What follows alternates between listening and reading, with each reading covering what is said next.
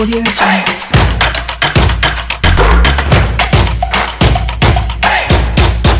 Benzema, Mbappé, duo brillant et décisif pour les Bleus, de nouveau conquérants. La France au mental et au génie dégoûte l'Espagne en finale de la Ligue des Nations. L'Italie accroche la 3e place à la barbe de la Belgique. Éliminatoire mondial 2022, vainqueurs de leurs duels respectifs, l'Allemagne et l'Angleterre avancent à grands pas vers le Qatar. Puis nous parlons du Ballon d'Or 2021, retour sur les 30 nominés pour le sacre final attendu le 29 novembre prochain. Tous ces sujets épluchés par les spécialistes Franck Nounyama et Vicente Noussoulé. Messieurs, bonjour à vous et bienvenue. Merci Angelo, bonjour à toutes et à tous, bonjour Vicente, voilà, c'est un plaisir d'être là. Merci d'être là, bonjour également mon cher Vicente. Bonjour Angelo, l'anniversaire continue, n'est-ce pas?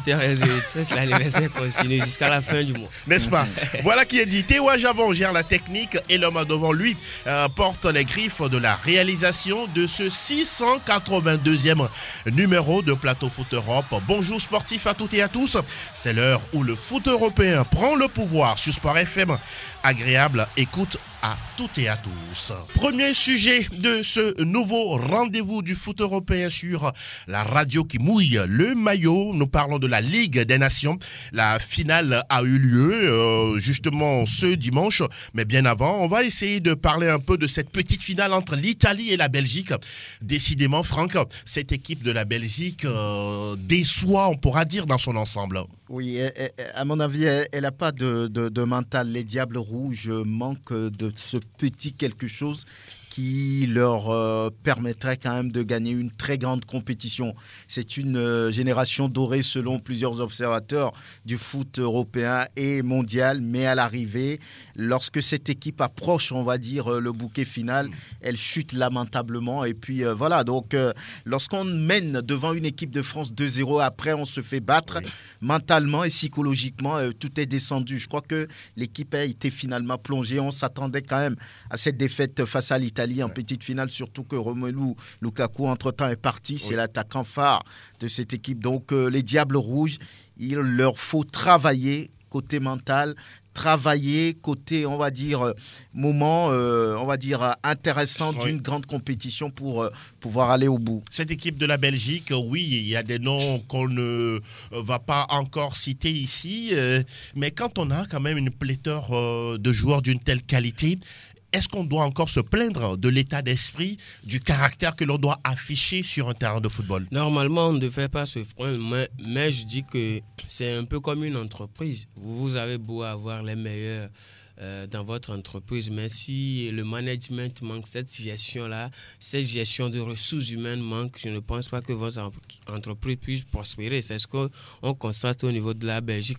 Moi, je pense que cette Belgique-là, elle est plutôt déséquilibrée à mon niveau. C'est vrai qu'on a des joueurs de qualité individuelle. La dernière fois, vous avez touché du doigt la défense, qui n'est plus vraiment ça. Évidemment, c'est ce que moi je dis. Aujourd'hui, on a des joueurs de qualité devant. D'accord. Mais derrière, ce ne sont pas forcément des top players. Pas à tous les niveaux. Oui, pas à tous les niveaux. Donc, je pense que c'est une équipe qui est déséquilibrée. C'est vrai, quand elle est en souffrance, elle souffre tellement.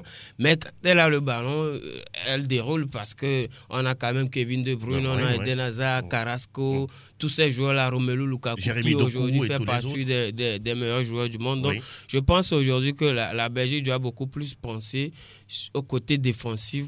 C'est vrai qu'on a déjà des qualités au niveau de l'offensif, mais il va falloir quand même qu'on pense beaucoup plus défensif pour équilibrer cette équipe-là. Parce qu'aujourd'hui, quand on prend la France, c'est son équilibre qui fait un peu sa force. Quand on prend aujourd'hui l'Espagne, elle est en reconstruction, certes, mais il y a un certain équilibre qui est constaté. Je pense qu'avec ou sans Roberto Martinez, je pense que la Belgique pourra le faire parce que c'est une génération dorée, comme on le dit, avec la Côte d'Ivoire entre-temps, 2006, la génération Drogba et autres, avec même cette France-là qui est en train de faire du bien à Saint-Fan et avec le Brésil en temps, avec Ronaldo, Ronaldinho et autres. Donc, il va falloir que la Belgique se rende compte qu'aujourd'hui, elle a des qualités qui, peut-être demain, n'aura plus. C'est Donc, il certain. va falloir... Elle arrivera finalement à un apogée à un moment donné. Évidemment, donc il va falloir saisir le moment et faire quand même profiter ces fans de cette équipe magnifique-là. On va parler... Je voudrais ajouter un truc. Oui, je crois que c'est vrai, il y a un problème de défense quand on prend les Alderweireld, quand on prend les Lovren, quand on prend d'autres joueurs qui sont au niveau de cette défense des Diables Rouges. C'est des joueurs qui ont connu le haut niveau, même si aujourd'hui ils jouent dans des clubs pas très connus, pas très cotés. L'équipe nationale, c'est un tout. C'est un tout. Regardez quand même, cette équipe a joué quand même les demi-finales de la dernière Coupe du Monde.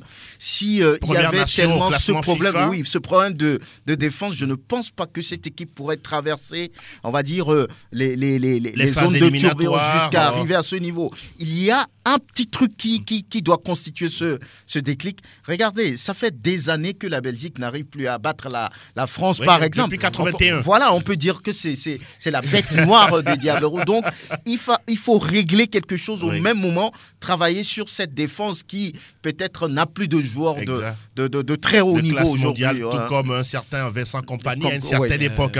En tout cas, je voudrais qu'on parle de ce joueur-là qui, depuis la finale de la Ligue des Champions, n'est plus à son top niveau. Vous pouvez me démentir, c'est votre droit. Kevin De Bruyne. On ne le voit plus vraiment top classe, même à Manchester City. Ce n'est plus le joueur que l'on a connu il y a quelques années. C'est un joueur qui a aligné, on va dire, des performances assez inégalables, assez extraordinaires. Un joueur, c'est aussi ça. Il y a une phase où on se trouve au sommet, une autre phase où on doit pouvoir dégringoler, et après peut-être revenir au plus haut niveau. Maintenant, c'est un joueur qui prend de l'âge aussi. Il a tellement donné. Regardez le nombre de matchs joués par ce type avec Manchester City, avec la sélection. C'est des matchs de très haut niveau alignés sur plusieurs saisons, sur plusieurs années. À un moment donné, le joueur craque ou bien prend de l'âge et n'a plus, on va dire, cette force d'aligner les mêmes performances. Donc, à mon avis, je pense que c'est ce qui aujourd'hui pénalise un tout petit peu Kevin De Bruyne. Sinon, c'est un excellent joueur. Un joueur, véritable bijou.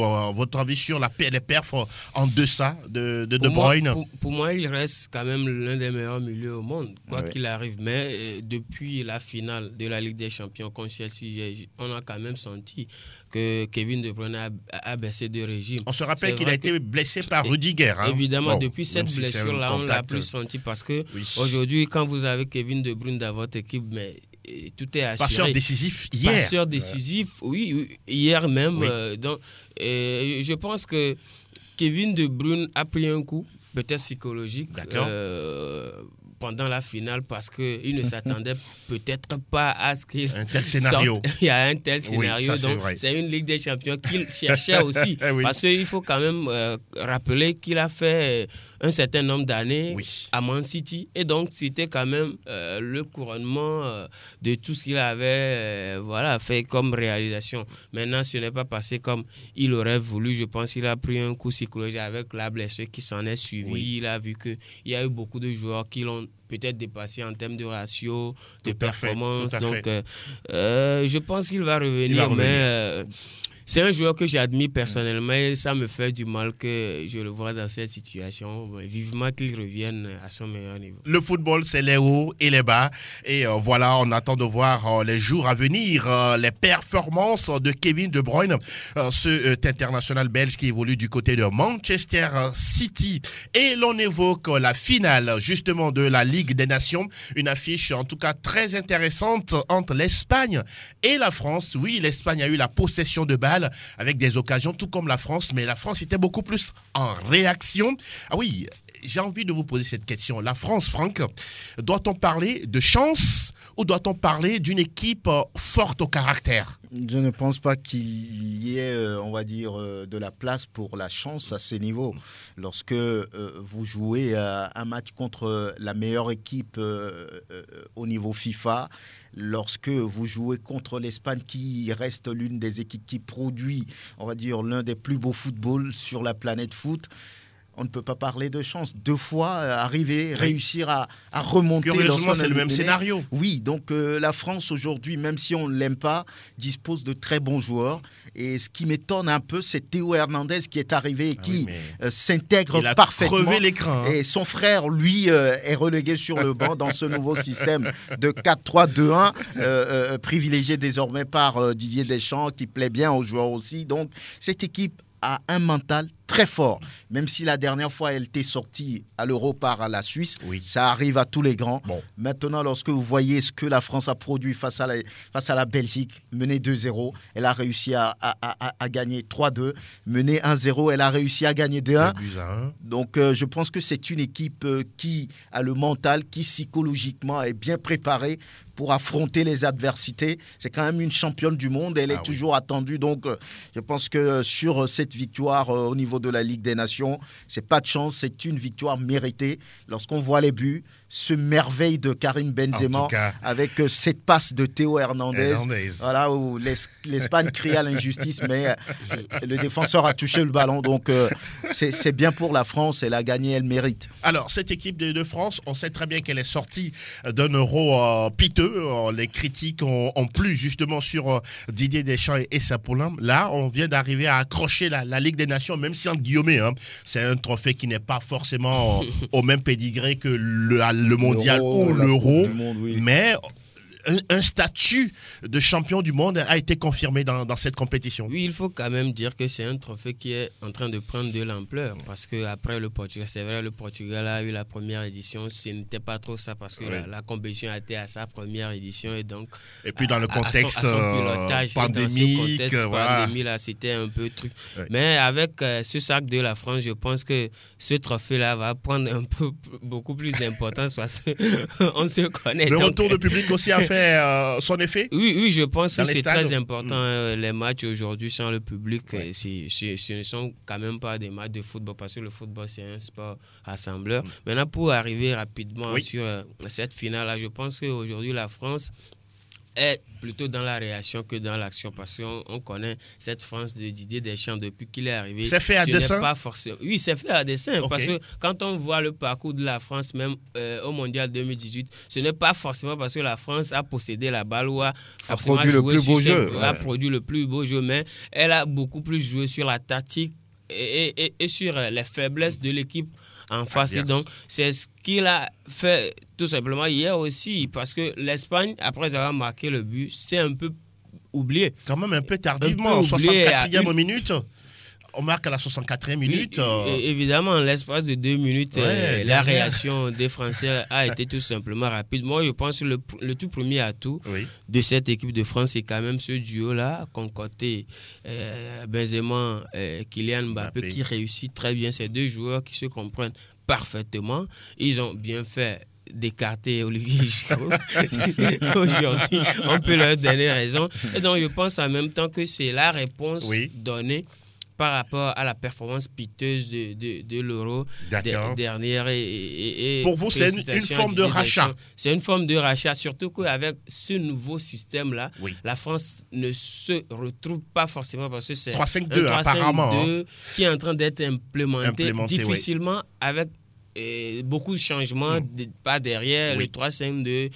Varane, Mbappé, Varane, Kipembe et par moment Jules Koundé également. Évidemment, qui n'était pas là hier ou pas, Mécano était là. Donc, au milieu de terrain aussi, Rabiot était absent hier avec l'absence prolongée de N'Golo Kanté. Il faut quand même éjecter de nouveaux jeunes comme Tchouaméni. Donc, cela n'équilibre pas forcément l'intention qu'a cette formation de Didier Deschamps derrière. Mais voilà, le succès ils l'ont fait, et c'est grâce à ce duo-là, surtout à Karim Benzema, qui aujourd'hui fait office du meilleur joueur au monde. Il a sorti le meilleur joueur du monde. On va écouter justement Karim Benzema sur son but marqué. À l'échauffement, déjà, j'en ai mis pas mal. Quand j'ai frappé, j'ai su que ça allait rentrer, mais je ne pouvais pas dire que ça allait aller en pleine lucarne. Karim Benzema. Il le dit, hein, on a senti, comme Luis Enrique l'a déclaré, Karim a inventé un but. Oui, c'est un but qu'il a préparé. Lorsque vous voyez la préparation, l'exécution même et le finish, le gardien Simon qui touche même le ballon, mais ça finit par rentrer. C'est-à-dire qu'il a donné l'effet nécessaire, la puissance nécessaire au ballon pour faire la différence. C'est un but à montrer dans les écoles de foot. Ah oui. C'est une merveille tout simplement ce but. Voilà, donc ça fait du bien pour Karim Benzema qui finalement n'avait jamais gagné rien avec cette équipe de France. Justement. Vous voyez donc une Ligue des Nations avec l'équipe de France, il a dit que ça fait plaisir. Il n'a jamais profité, je crois que c'est l'occasion. C'était une valeur sûre des Bleus qu'on perdait finalement, qu'on a fait revenir, et je pense que c'est bien intégré et il donne raison à Didier Deschamps de pouvoir le rappeler. Vous le dites bien, Karim Benzema élu homme du match, désigné homme du match. Premier titre avec les Bleus, lui qui a commencé à jouer dans cette sélection le 28 mars 2007. C'était sur un certain Raymond. Voilà, merci beaucoup. Raymond et non Robert. Raymond Domenech. Et elle a été mise à l'écart de l'équipe de France de 2015 à 2021. Et voilà, tout dernièrement, Didier Deschamps lui a fait confiance. A choisi le bon timing pour faire rappel à A-t-il vu dans une boule de cristal? Oui, on peut le dire parce que il a bien choisi ses attaquants au bon moment. Olivier Giroud au bon moment et de Karim côté et Karim qui est flambe simplement. Maintenant, le plus dur reste la Coupe du Monde qui va venir. C'est dans un an, du côté du Qatar. On verra la France qui est détentrice du trophée. On va toujours continuer de parler de cette finale de la Ligue des Nations. Franck, vous l'avez effleuré il y a quelques minutes. La presse espagnole qui est tout simplement rouge de colère. Marca qui parle d'une destruction du football. C'est Stan Cargajando, El Football. Mundo Deportivo qui dit Varapalo, qui parle du coup de la VAR. Et puis Sport qui est titre Injusticia, qui parle d'injustice parce que pour certains, Kylian Mbappé serait en position irrégulière avant de récupérer ce ballon et de crucifier Unai Simon. Oui, c'est toujours ça. Lorsque la vidéo assistance referee, la VAR, lorsque ça va à votre avantage, on applaudit. Lorsque ça va, on va dire, dans votre contre vous, mais on s'insurge. C'est ce qui s'est passé. Donc l'arbitre a dû aller revoir l'action à plusieurs reprises avant d'accorder ce but. Le problème, c'est quoi? C'est que au dernier moment, le défenseur espagnol qui voulait tacler le ballon le touche et le remet dans le sens de la course. La loi 11 du football. Voilà, donc c'est ce qui a été appliqué. Ça fait très mal. Les Espagnols pensaient véritablement à une position d'hors-jeu, mais ce dernier geste du défenseur les pénalise. Donc c'est la porte, non? Apparemment, qui touche le ballon du bout des pieds. Voilà. C'est comme s'il adressait le ballon à Kylian Mbappé. Voilà, donc ça anéantit, ça annule cette position d'hors-jeu au départ du ballon. Et ça fait 2-1 pour l'équipe de France. Didier Deschamps, lui, il est toujours aux commandes de cette sélection, sûrement attendu pour le mondial 2022. Il apprécie tout de même le travail monstrueux de Karim Benzema, et puis après c'est le but, et puis l'état d'esprit collectif de son équipe. Il a une qualité évidente qui saute aux yeux et il a cette rage de vaincre, de gagner. Il est là pour ça et c'est quelque chose qui est très communicatif aux autres joueurs. La qualité, il y en a dans l'équipe de France, mais il y a toujours cet état d'esprit et ce caractère qui est indispensable au haut niveau pour aller chercher une victoire encore et un titre ce soir. Didier Deschamps, en tout cas le sélectionneur de l'équipe de France, mine de rien, il va essayer de battre le record de longévité avec cette sélection. Oui, c'est rare aujourd'hui de voir un entraîneur. Il est béni des dieux. Certains disent qu'il est trop chanceux, ce monsieur, comme Zinedine Zidane par exemple. Oui, il est aussi chanceux parce que parfois quand on regarde certains matchs de l'équipe de France, ce n'est pas trop ça, mais à la fin, le succès est à la clé. Ouais. Maintenant, est-ce qu'on va parler des chances? Je ne pense pas. C'est aussi. Qu'est-ce que vous aimez chez lui? Je pense que Didier Deschamps, c'est aussi un homme fort, un homme de caractère qui assume ses décisions. D'accord. Moi, c'est là où il assume ses décisions, il donne les raisons pour lesquelles il les prend. Maintenant, oui, c'est difficile ou rare de voir un sélectionneur durer aussi à la tête du d'une sélection comme ça. Mais c'est parce que les résultats sont qu'il est là. Et donc, voilà, comme je l'ai dit déjà, le plus dur, c'est la Coupe du Monde 2022. Je pense que c'est là que les choses vont se décider pour lui. Mais ce qui va... C'est pas un mandat de trop? Si jamais il ne remporte pas le mondial? Oui, c'est là, il sera sur la sellette. Mais ce qui va aussi en son avantage, c'est qu'il a la confiance de Noël Le Graët, le président de la FFF. Ça va suffire? Donc, on attend de voir. Ça fait bientôt 10 ans qu'il est là. Depuis 2012, Franck Lunyama. Ça fait bientôt 10 ans. C'est beaucoup, hein? C'est beaucoup, mais il a fait des résultats. Il a donné une Coupe du Monde à la France. Oui. Il vient de gagner la Ligue des Nations. C'est pas rien. Donc, c'est quelqu'un qui a un fort caractère, comme le dit Vicente. C'est quelqu'un qui assume ce qu'il dit, ce qu'il fait. Donc, ça fait que depuis un moment, il est là. L'équipe de France est un peu à l'image de Didier Deschamps. Regardez, lorsqu'il était joueur, c'est quelqu'un qui était un destructeur, un catalyseur. Voilà pourquoi à un moment donné, Georges Weah a dit si le football n'était pas collectif, celui-là ne gagnerait rien. Absolument. Donc, je pense que c'est son ADN.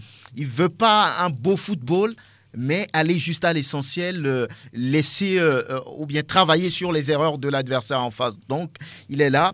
Ce qui est sûr, c'est que Didier Deschamps va partir après 2022. Oui, n'est-ce pas? Il va quand même pas battre le record de Joachim Löw. Non, voilà. C'est ce que je sens, son départ. Joachim, il est unique, tout comme Didier Deschamps. En tout cas, cette équipe de France attendue du côté du Qatar très très bientôt pour le mondial. Et on a vu également votre ami Franck Lunyama, votre ami Xavier Giraudon, qui parlait justement de Karim Benzema, qui, si jamais il reste encore dans cette équipe de France pour le mondial.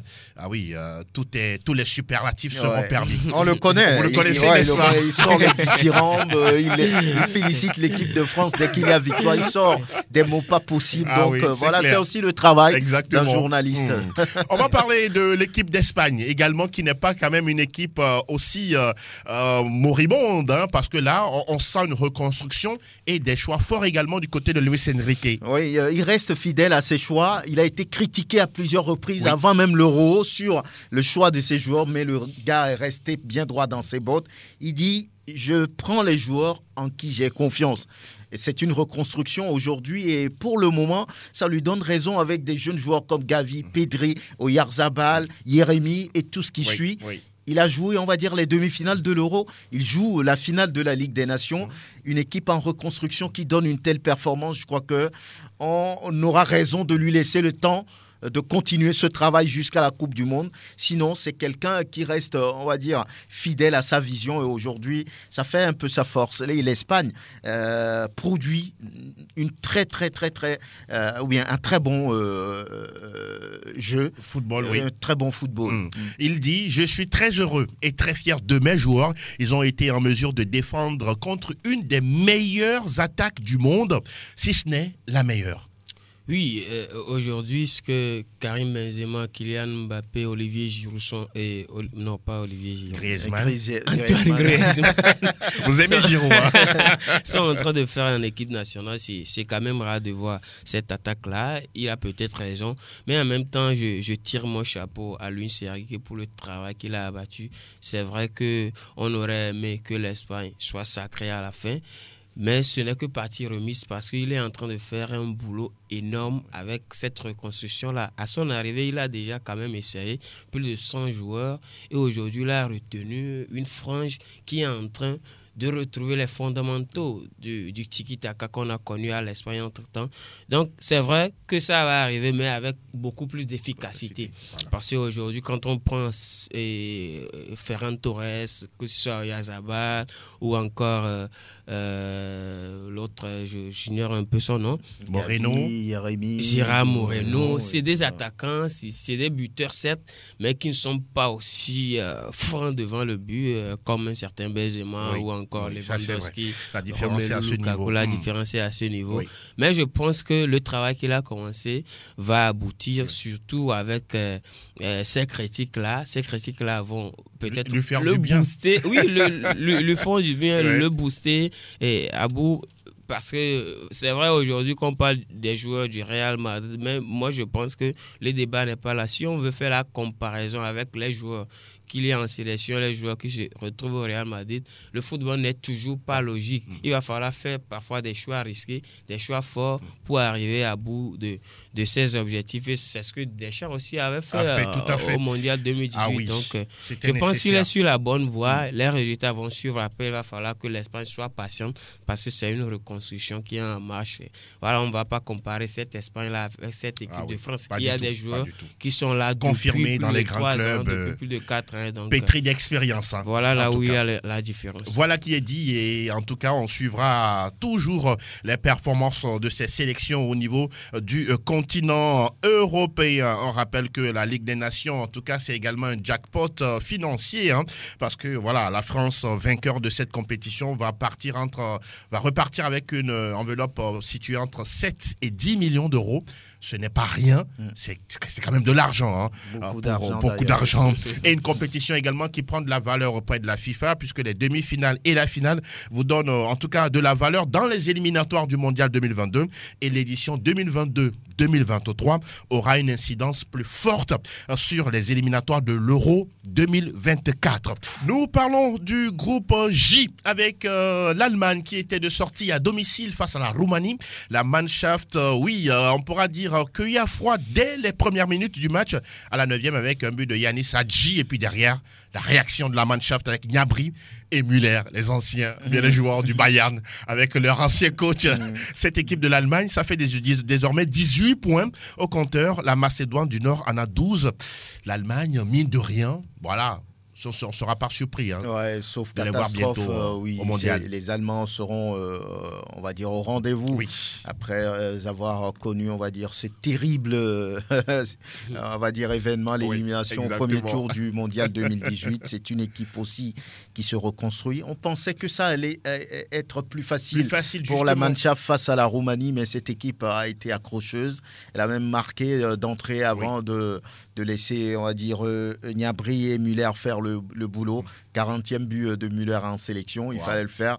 C'est une équipe qui se fait plaisir avec beaucoup de jeunes, on a dit les Kaya Verts et tous les autres. Donc il n'y a pas de problème pour cette équipe de la Nationalmannschaft, désormais coachée par Hansi Flick qui connaît beaucoup de joueurs parce que beaucoup viennent du Bayern de Munich, donc c'est plus facile pour lui. Natürlich.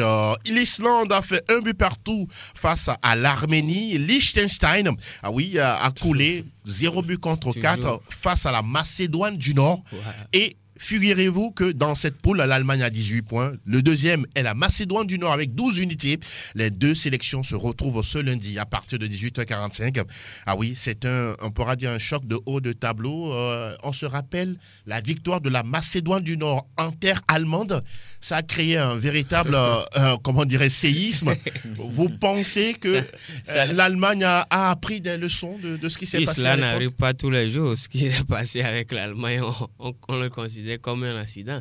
Et l'Allemagne a appris de cette défaite-là. Et je pense que ce ne sera pas du boulot facile pour la Macédoine du Nord cette fois-ci. C'est vrai qu'elle aussi, elle domine sur les autres du groupe. Surtout avec cette victoire contre l'Allemagne, c'était quand même incroyable, inattendu. C'était quand même l'exploit de ces éliminatoires-là.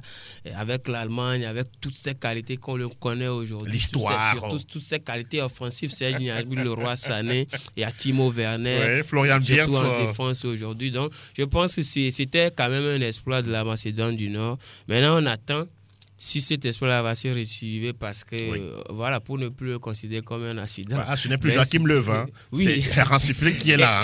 Évidemment. Lui avec son accessoire de shérif, c'est pas évident. Hansi Flick qui est là aujourd'hui. Bon, on va voir si la Macédoine du Nord peut refaire ce qu'il avait fait. Il peut avoir accroché l'Allemagne, un but partout, peut-être 2 buts partout à la fin du match. Tout est possible. Oui, c'est possible. Bon, mais vous voyez l'Allemagne gagner, c'est ça? C'est plutôt difficile. Ah, d'accord. C'est une équipe gonflée à bloc. On bat l'Allemagne quand même, c'est pas rien. C'est ça. Donc ils sont gonflés, ils ont la confiance, mentalement ils se disent ils pourraient encore remettre ça. Mais je ne pense pas que la Macédoine puisse battre l'Allemagne en 2 reprises dans les mêmes éliminatoires. Là, surtout il va falloir. Dans les derniers virages. L'Allemagne va tout faire pour se mettre à l'abri. Il va falloir aux hommes de Hansi Flick de pouvoir réagir. Comme on le dit, il faut monter le niveau. Voilà. La Roumanie, dans cette même poule qui est 4e, qui joue contre l'Arménie, qui est 3e. Il n'y a que 2 points qui séparent ces 2 sélections de l'Europe de l'Est. Et nous enchaînons avec le groupe I. Samedi, on a vu, on pourra dire, la balade offensive de l'Angleterre. 5 buts à rien devant Andorre avec des buts de Chilwell, Saka, Tammy Abraham, Ward-Prowse et puis Jack Grealish. Oui, dans cette poule, l'Angleterre a 19 points. Le second, le deuxième, c'est l'Albanie, 14 points.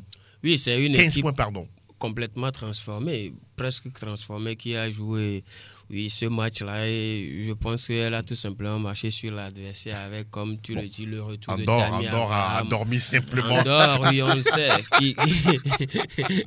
qui allait dormir face à l'Angleterre. Ouais. Donc, c'était chose faite avec le retour de Tammy Abraham en titularisation, qui a quand même marqué son but. Joe Ward-Prowse aussi. Oui.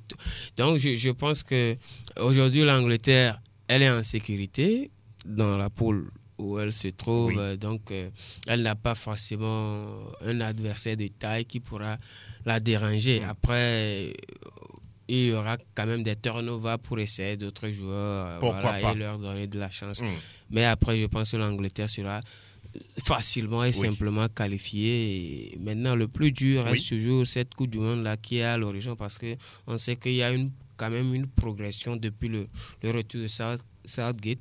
Et donc, le défi aujourd'hui, ce n'est pas forcément les éliminatoires, mais le défi, c'est cette Coupe du Monde-là qui arrive avec beaucoup de concurrents aussi. Quand on se rappelle qu'au dernier mondial, ils étaient 4e, si je ne me trompe pas. Oui, c'est ça, non? Ils ont été battus par la Belgique. La Belgique à l'Euro. Ils sont arrivés encore là en finale, face à l'Italie. Donc, comme vous le dites si bien, ça rejoint le générique de progression dont vous parliez à l'instant dans cette même poule I. On parlait tout à l'heure de l'Angleterre, de l'Albanie, qui est plus ou moins un pays de football, qui a gagné 1-0 face à la Hongrie. Et puis la Pologne de Robert Lewandowski, qui a explosé Saint-Marin 5-0, même si le Polonais n'a pas marqué, mais la Hongrie la Pologne est 3e. C'est vraiment très compliqué, très difficile, très compliqué pour la Pologne. Dans ces éliminatoires, on a comme l'impression qu'il n'y a que Robert Lewandowski qui essaie toujours de porter cette sélection polonaise. Ça ne va pas, c'est très compliqué. On va voir sur les dernières sorties.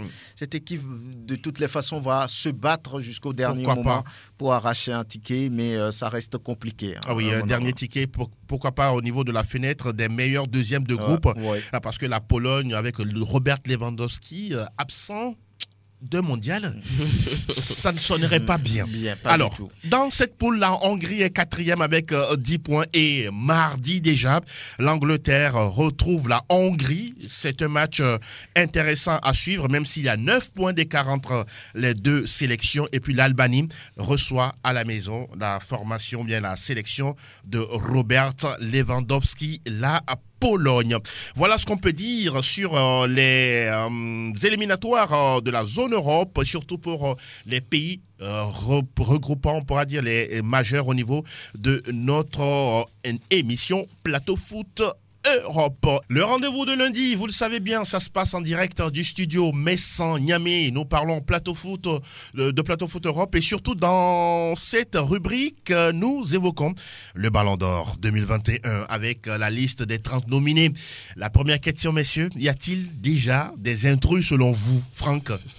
Oui, moi j'ai vu beaucoup de joueurs dans cette liste qui ne méritent pas d'y être. J'ai comme l'impression qu'on avait envie quand même de remplir. On a gonflé. De sortir une liste. Il y a beaucoup de joueurs qui n'ont pas leur place. D'accord. À mon avis, maintenant, on sait qu'il va y avoir 3 pour la course finale. Ouais. Donc c'est une liste finalement gonflée pour aller vers un objectif. Quand vous voyez des joueurs comme Mason Mount ou d'autres, Simon Kjær, ce sont des joueurs qui ne devraient pas être là, selon vous? Bon, Mason Mount, on peut accepter parce que c'est un jeune joueur qui flambe, qui montre finaliste, des choses, même si la dernière fois il a été blessé. La Champions League. Il avait gagné la Ligue européenne des champions. Oui, on peut concéder ce choix.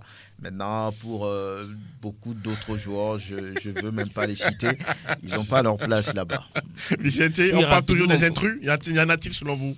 Oui, comme Franck le dit, je pense que après, 20 joueurs suffisaient pour faire cette liste-là. Peut-être que comme c'est dit qu'on devait faire 30, donc il fallait ajouter rapidement quelques-uns. Parce que pour moi, personnellement, Simon Kjær n'a pas sa place.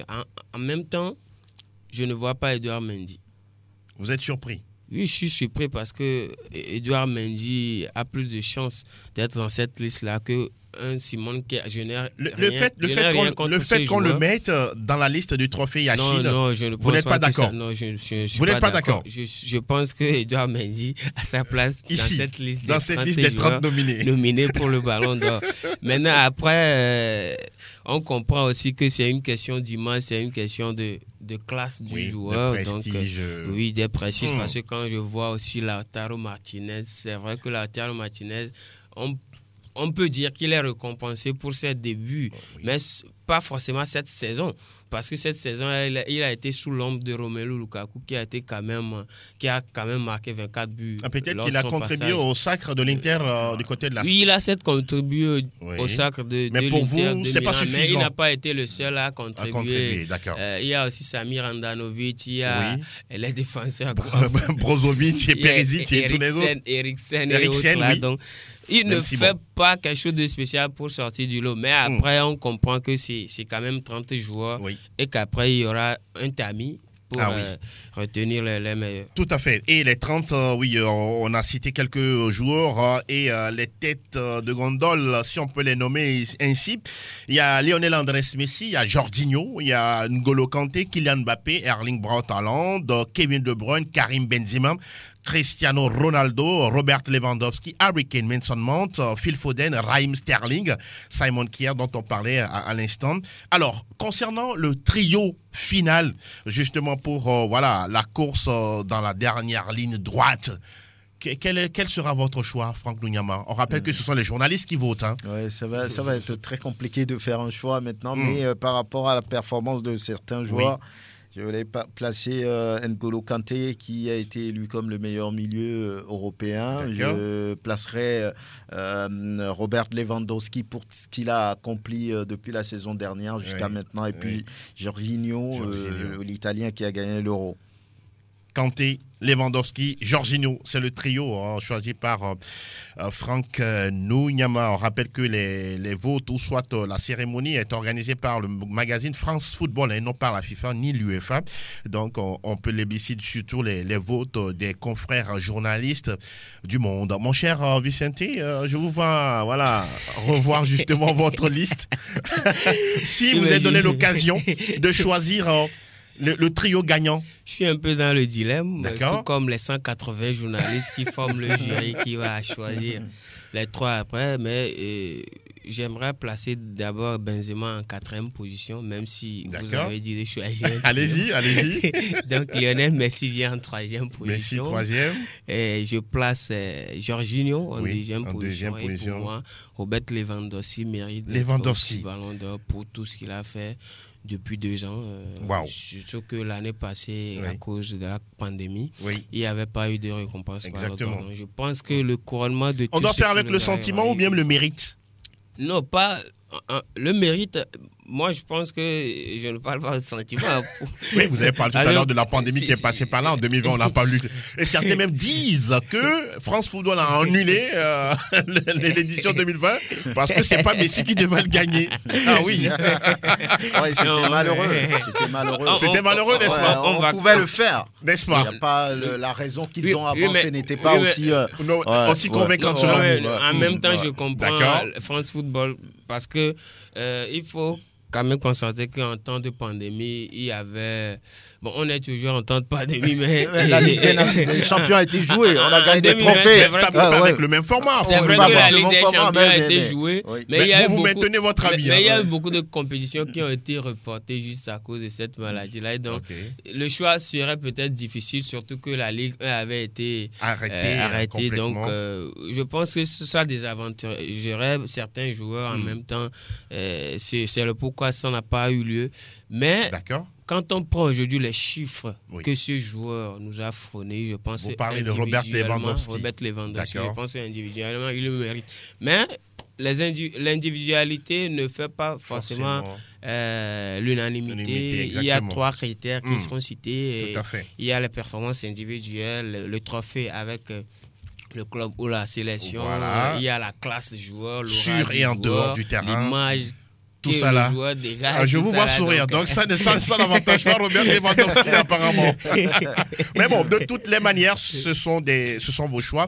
Les votes sont attendus pour très bientôt et le verdict sera connu le 29 novembre prochain du côté du théâtre de Châtelet. Ce sera à Paris avec cette cérémonie prestigieuse de distinction. Alors, vous aurez l'occasion, chers auditeurs, dans quelques minutes, de nous rejoindre dans l'émission 92 03 60 31 97 24 26 26. Vous avez le choix d'évoquer la belle victoire de la France en finale de la Ligue des Nations. Le choix pour les joueurs du Ballon d'Or 2021. Oui, c'est à vous. On va démarrer justement avec le tout premier qui s'annonce du côté de Théo à Javon. Auditeur en ligne, bonjour. Bonjour Roméo, bonjour l'équipe. Moi c'est Angelo. Roméo est déjà passé, bonjour. Ah, ok, oui, Angelo. Merci. Oui, le petit nom s'il vous plaît. C'est pas grave. C'est Julien l'enfant sérieux. Julien l'enfant sérieux, oui, nous écoutons Julien. Oui, j'aimerais intervenir par rapport au Ballon d'Or. Oui, allez-y. Selon moi, les critères sur lesquels ils jugent les joueurs, bon, moi ça ne me... Je ne suis pas d'accord quand même. Ah ben, puisque, le Ballon d'Or existe depuis 1956, hein.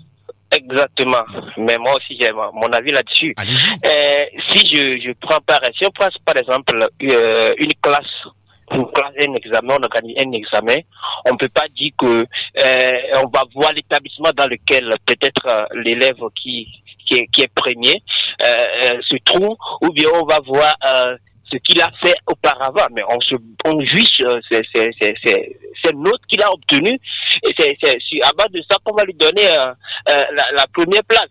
Donc si on prend le Ballon d'Or, on dit bon, on va voir ce qu'il a fait collectivement, etc. C'est l'individualité qui va compter. Donc si on voit par exemple ce que Lewandowski a fait, plus de 50 buts cette saison, saison 2020-2021, c'est énorme. On peut pas dire que quelqu'un qui a marqué plus de 50 buts, gagné. Oui, qui a gagné peut-être Euro, bien la Copa América. Puis on va dire il est favori. Moi, selon moi, c'est un peu flou. Bon, c'est votre avis et je pense que les uns les autres vous ont entendu. Merci d'avoir pris la peine de nous appeler dans l'émission. On aura le verdict le 29 novembre prochain. Auditeur en ligne, bonjour. Bonjour. Vous êtes là? Allô? Oui, bonjour. Bonjour le plateau. Oui, diminuez s'il vous plaît le volume de votre poste, s'il vous plaît. Est-ce que ça va? Allez-y, allez-y. Et j'aimerais vous saluer sur le plateau. Le petit nom, c'est... Oui, c'est l'homme le bavarois. Et l'homme le bavarois, justement, voilà. Allez-y, l'homme le bavarois. Oui, j'aimerais premièrement féliciter la France pour son bravo pour le match d'hier. D'accord. Moi, en voyant le match, en première mi-temps, moi je savais déjà que la France gagnerait le match. Ah, d'accord. Parce que l'Espagne avait la possession, il avait fait les occasions, mais il n'avait pas un finisseur qui allait concrétiser les buts. C'est ça, c'est ça. Donc, je félicite la France. Certes, je ne supporte pas la France, mais je la félicite quand même. Oui. Autre sujet? Et quelque chose qui m'a remarqué sur ce match. Oui. Et Pogba était revenu pour défendre, alors que Pavard était sur sa ligne. C'est ça. Normalement, c'est Pavard qui devait défendre sur l'attaquant. Mais il a laissé et Pogba était venu défendre. Vous appréciez la bravoure de Pogba, c'est ça? Oui. Voilà. Et puis, il réagit d'une certaine manière à Pavard en même temps. Ça montrait la détermination qu'il avait. Voilà. Donc, cela m'a remarqué. Voilà. Ça vous a fait vraiment plaisir. Oui. Merci beaucoup. Maintenant, à propos du Ballon d'Or, rapidement, s'il vous plaît. Rapidement. Je plébisciterai Lewandowski. Naturellement. Parce que ce qu'il a fait oui. durant cette saison. Oui. Non. C'est énorme. Mais voilà. on verra quand même. Voilà qui est dit. Merci, Dankeschön et l'homme le bavarois. À très bientôt. Oui. Il y a quelqu'un d'autre derrière vous. Bonjour. Auditeur en ligne, vous êtes là sur Sport FM dans l'émission Plateau Foot Europe. Bonjour. Bonjour, Rachid depuis Forever. Oui, bonjour Rachid. Je salue tous les plateaux. Oui, il vous salue également. Vous voulez réagir sur quel sujet? Moi, sur les deux. Bon. La France, c'est que la France a de la chance de pouvoir gagner. Sinon, la France, l'équipe de France ne m'inspire pas, hein, puisqu'ils ne feront rien pour la Coupe du Monde. Franchement. Ah bon? Pour vous, c'est à la chance qu'ils ont gagné ce match. D'accord. Le deuxième sujet? Pour le ballon d'or, c'est Léo Messi, hein, puisque la France Foot a attendu que Messi puisse remporter la Copa América. D'accord. Et en plus, il a changé, il a quitté Barça, venu au Paris Saint-Germain. Il a tous ses atouts pour pouvoir remporter. Mais beaucoup déjà commencent à dire que si jamais on remet le ballon d'or à Messi, ce sera de l'injustice. Oh non, bon, c'est lui. Et puis l'année passée, nous tous on a vu, ça a été, et l'année surpassée, nous tous on a vu, tout le monde a crié que ça serait Mané, mais à la dernière minute, c'est Messi qu'on l'a remis. Ça serait toujours le même. D'accord. Ce sera toujours le même. Oui. Merci beaucoup Rachid. À très bientôt et bien des choses à tous ceux qui sont du côté de Forever et tous ses environs. On va prendre un autre auditeur. Théo, j'avance à faire de l'autre côté pour le récupérer pour nous. Bonjour. Ouais, comment est la journée? Nous allons tous bien. Le petit nom? Oui, c'est CR7. CR7, oui, allez-y. Merci beaucoup encore une fois. Oui. Je ne cesserai jamais de vous remercier chaque vendredi pour tout ce que vous faites pour le football. Merci beaucoup. Pour la population togolaise. Merci mon frère, merci. Et concernant le match d'hier, oui. Félicitations surtout à l'homme critiqué par notre frère la fois dernière, Karim Benzema. Noël. Allez-y, CR7, allez-y. Comme le disait également Rémi Ngono, la France manquait un joueur comme Benzema. N'est-ce pas? Ouais. Maintenant, ça se fait voir. Oui, d'accord. Félicitations, encore une fois, la France. Bonne continuation à eux. Et concernant le ballon d'or, à ne pas mentir, pour être vérifié, le ballon d'or, Lewandowski le mérite complètement. D'accord. Ouais. Robert Lewandowski. En tout cas, il est dans la liste. Hein. On attend de voir exactement le résultat des votes. Bon de la journée. Merci beaucoup et à très bientôt, CR7. On continue de recevoir les appels dans l'émission Plateau Foot Europe. Théo, il y a un autre qui suit, qui va sûrement rentrer en ligne dans quelques secondes. Et voilà, c'est fait. Auditeur en ligne, bonjour. Bonjour, mon frère Angelo. Bienvenue. Comment vous allez? On rendra chez vous. Le petit nom, ça va bien également. Je salue votre plateau. Merci beaucoup. Le petit nom, s'il vous plaît? C'est le mancunien. Dodi. Oui, mon frère. Dodi, la voix n'est pas assez claire aujourd'hui. Hein. Qu'est-ce qu'il se passe? Ça va? C'est la tête qui me dérange. Beaucoup de courage à toi. Merci. Nous vous écoutons. Non, c'est juste pour vous encourager pour le football. Merci. Pour toutes les informations que vous nous donnez. Merci bien. Et grâce à vous, on a toutes les informations du monde entier. Qui ne concernent pas seulement le football, le basketball, le cyclisme. Tout à fait. Tout ce qui couvre le sport. Tout à fait, tout à fait. Et félicitations à vous. Merci beaucoup. Je prie chaque jour pour qu'un jour, on puisse vous retrouver sur la chaîne des canaux. On travaille pour ça. Merci Dodi, merci infiniment pour la fidélité et surtout prompt rétablissement vous. On se retrouve vendredi avec le même plaisir. On va prendre un autre auditeur. À très bientôt. Alors, bonjour auditeur. Oui. Bonjour. Oui. Bonjour le plateau. Bonjour à vous. C'est Junior depuis Ranco. Junior, c'est la première fois? Ah oui, c'est ma première fois, Angelo. Bonne arrivée, bienvenue. Bienvenue à toi. Ah oui, merci beaucoup. J'adore votre voix. Oh, on rend grâce à Dieu. Je vous salue tout le plateau. Oui, Vicente, Franck, oui. Voilà, je vous salue également. Pour le ballon d'or, moi je propose Karim Benzema. On a trop oublié, mais... Ah oui, Karim Benzema. D'accord. Ah oui, il semble que le Real fait une campagne autour du joueur. Hein. Merci beaucoup, Junior. À très bientôt. Ah oui, il semble que le Real fait une grosse campagne. Ah oui, bonne chance à eux. Bonne chance. Souvent, c'est normal. Le Real est une grosse écurie. N'est-ce pas? Il y a un autre qui est là. Bonjour, auditeur.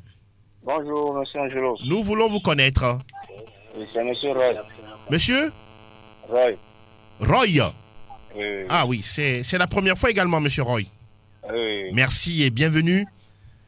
Merci. Je voulais réagir à propos du ballon d'or de Robert Lewandowski l'année passée. Oui, allez-y.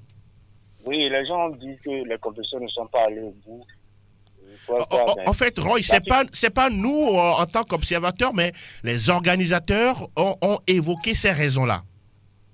Oui, ça c'est eux qui ont évoqué la raison, mais moi je trouve qu'ils ont tort. D'accord. Parce que la FIFA a donné son prix. Oui. Pourquoi la FIFA, elle a donné son prix? Eux, ils disent qu'il y a certaines compétitions, quoi. Moi, je trouve mais est-ce qu'ils sont obligés de faire comme la FIFA? Non, c'est qu'ils ne sont pas obligés, mais quand même, c'est une saison aboutie pour Robert Lewandowski. Vous avez trouvé que c'est pas normal? Oui, moi je trouve que c'est pas normal. Et pour cette année, vous voyez qui? C'est lui encore. Ah, d'accord. Ah oui, c'est clair. C'est clair. Bonne journée à vous, bonne journée au plateau. Merci. À très bientôt. Ah oui, Roy, merci beaucoup et bonne santé. À très bientôt. Oui, bonjour auditeur. Oui, c'est M. Christian Yao, d'accord, ça va. Ah, comment ça va, M. Yao? Oui, ça va bien. Nous allons bien également, nous vous écoutons. Ok. Bon, juste pour vous saluer. D'accord. Pour vous féliciter pour ce que vous faites pour le football togolais d'abord et le football européen. Merci beaucoup. Moi, tout simplement, je voulais féliciter le but de Karim Benzema. Ah oui. Et saluer Franck Mignaman, Latif et Golais depuis Socoré. Voilà. Le message est bien passé. Je salue tout le plateau. Et nous saluons également le coq qui chante de l'autre côté. Hein. Ouais, merci. Ok, si tu accordé ça, vous salue. Ah oui, on reçoit la salutation d'Akode Sewa et de tous ses environs. À très bientôt, monsieur Yao. Et bonne suite de journée. On va prendre l'avant-dernier. L'avant-dernier, s'il est là. Bonjour, auditeur. Bonjour. Oui, diminuez, s'il vous plaît. Voilà, diminuez un peu. C'est bon? C'est bon? Oui, C'est bon? ça va. Allez-y. Ah, c'est Augustin de Chelsea. Augustin de Chelsea. Oui. Ah oui, je vois. Allez-y. Je salue sur le plateau. Ah oui. Sûrement, Jorginho, pour vous, sera le futur ballon d'or? Non. Moi, je préfère N'Golo Kanté. Ah, d'accord. N'Golo Kanté, vous le connaissez, non? Ce sera très compliqué. Je ne le connais pas.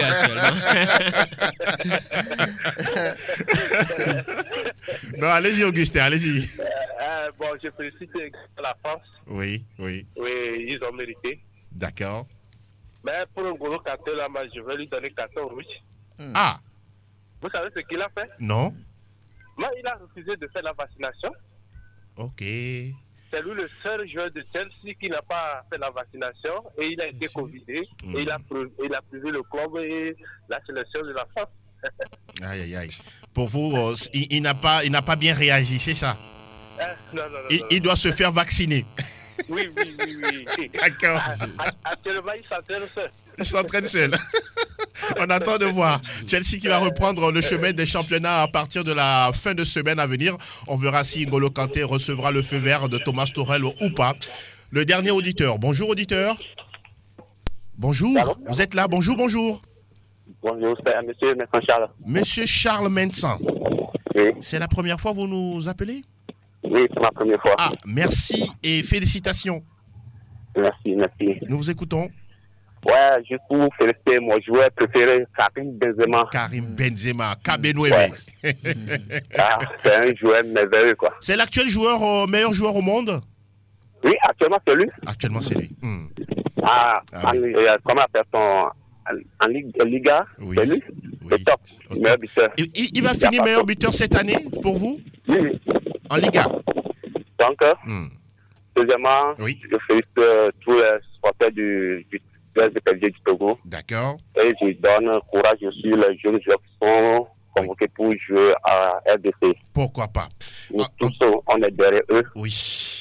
Ils vont nous ramener la victoire. Vivement, pourquoi pas. Et vous retrouverez Franck Nounyama à partir de 14h dans l'émission Dingue de Sport pour parler en long et en large de cette sortie, encore une fois, des éperviers du côté du Congo-Brazzaville, comptant pour la 4e journée des éliminatoires au Mondial Qatar 2022. On rappelle, dans quelques secondes, ce sera la fin de cette émission. Le Ballon d'Or féminin, on a quelques joueuses en lice, Alexia Putellas, Jennifer Hermoso, Wendy Renard, Marie-Antoinette Katoto et Kadidia Toudjani. En tout cas, ces deux dernières, quand vous les voyez jouer au football, oui, vous aimerez le football féminin. Trophée Yashin, on a Donnarumma, Navas et puis Mendy de Chelsea. Le trophée Copa, il y a des joueurs comme Pedri, Bellingham, Greenwood, Saka, Musiala, Doku et Nuno Mendes. Nous aurons tout le temps de revenir justement sur ces différentes distinctions dans les semaines à venir. Franck Nounyama, on va saluer quelques personnes chères à vous. Oui, merci à tous ceux qui prennent le temps de nous écouter chaque début de semaine, les lundis surtout, et je voudrais leur souhaiter une excellente semaine. Merci beaucoup, Vicente Noussoulé. Merci à tous ceux qui nous ont suivis, et aussi à tous ceux qui ont rendu ma journée très belle.